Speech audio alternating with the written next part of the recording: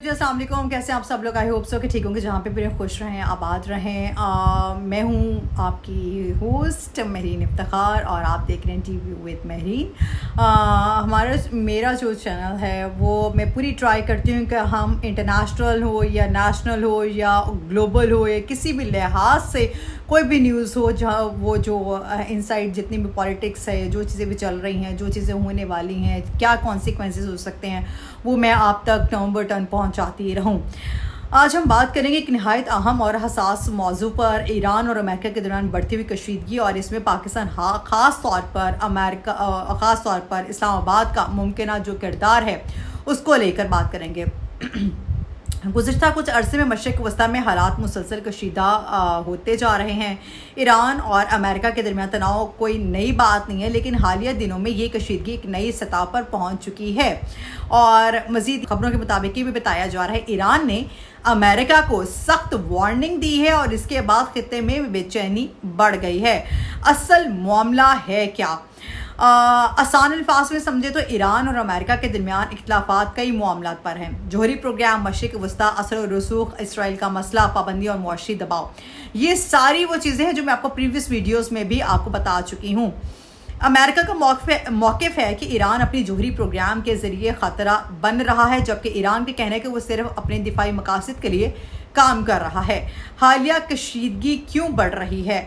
हालिया रिपोर्ट्स के मुताबिक बताया जा रहा है खित्ते में फ़ौजी नकलो हरकत में इजाफा हुआ है। अमरीकी फ़ौज जो अफवाज है वो अलर्ट है।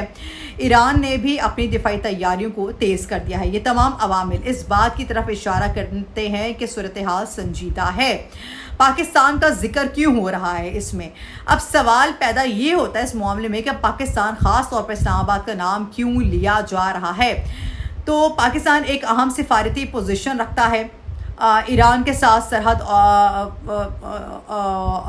ताल्लुकात हैं उनके, और अमेरिका के साथ स्ट्रेटेजिक रवाबित है हमारे। मुस्लिम दुनिया में एक और अहम किरदार है, मुस्लिम दुनिया में भी अहम किरदार है।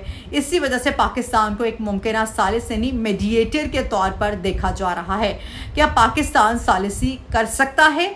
माजी में भी पाकिस्तान ने कई बार मुज़ाकरात में किरदार अदा किया।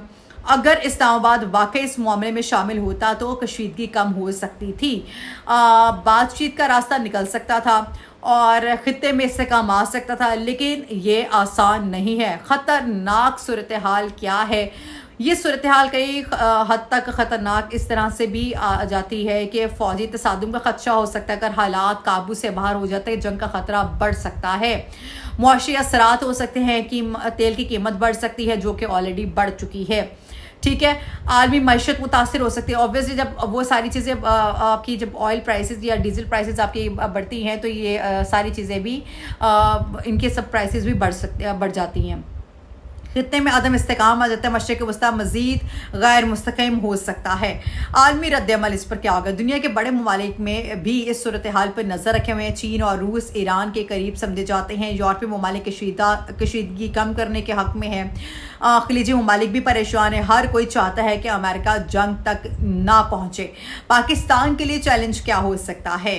पाकिस्तान के लिए ये एक मौका भी है और चैलेंज भी है। मौका इसलिए है कि वो आलमी सतह पर अपना मस्बक किरदार दिखा सकता है। चैलेंज इसलिए है कि किसी एक तरफ झुकाव या नुकसानदेह हो सकता है। पाकिस्तान को बहुत मुहतात और मुतवाज़िन पॉलिसी अपनाना होगी। और अगर मैं आपको इसको गहराई से थोड़ा सा अगर मैं उसको एनालिसिस करूँ इसका, तो थोड़ा सा ये सिर्फ ईरान और अमेरिका का मसला नहीं है, बल्कि ये आलमी ताकतों की सियासत है। इसमें मफादात, ताकत और असर व रसूख सब शामिल है। पाकिस्तान को इस खेल में समझदारी से कदम रखना होगा। अवाम के लिए पैगाम यह है कि ऐसी खबरों में अक्सर जज्बात भड़काए जाते हैं, लेकिन हमें चाहिए कि तस्दीक शुदा मालूमात पर यकीन रखें, अफवाहों से बचें, हालात को समझने की कोशिश करें। और आखिर में मैं आप में यही कहना चाहूँगी कि सूरत हाल संजीदा है, लेकिन अभी भी सिफारतकारी का जो रास्ता है वो खुला है। पाकिस्तान अगर समझदारी से किरदार अदा करे तो मस्बत असर पड़ सकता है। मुझे इस हवाले से मज़ीद ज़रूर बताएगा कि क्या क्या इसमें मज़ीद हो सकता है, या क्या क्या अमेंडमेंट हो सकती हैं, या आप लोगों की राय इस इसमें क्या है, मुझे ज़रूर बताएगा। टिल देन टेक केयर, अल्लाह हाफ़िज़।